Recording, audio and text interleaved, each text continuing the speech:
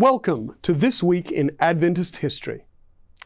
On April 23, 2021, Dr. Everet Witzel passed away at Loma Linda, California. Born in 1935 in the U.S. state of Wisconsin, Witzel attended Emmanuel Missionary College, today's Andrews University, where he met JoAn Myers.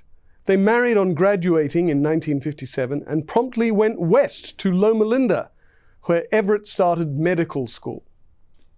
He graduated from the College of Medical Evangelists in 1959 with a master's degree in anatomy, then from Loma Linda University, as the college had become, in 1962 with an MD degree.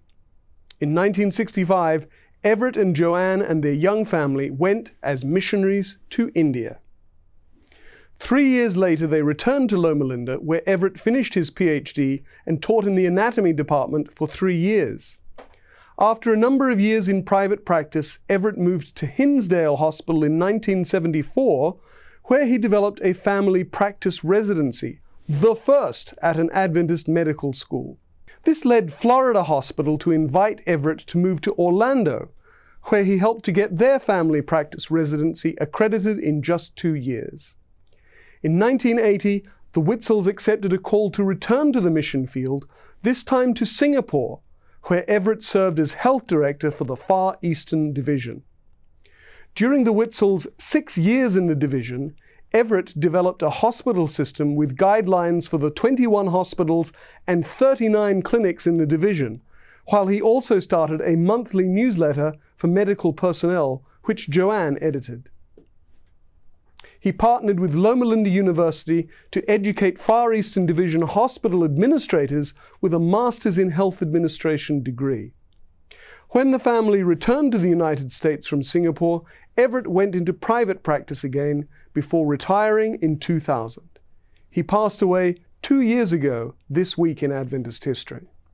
From April 26 through April 29 in 1861, a conference of Adventist ministers took place in Battle Creek, Michigan. It followed up the General Conference or General Meeting of the previous autumn, at which the name Seventh-day Adventist was chosen, and the organization was agreed of a public company to own the printing press. It had taken time to get Michigan state approval to incorporate the publishing house, however, and the April 1861 conference was held to prepare for its incorporation.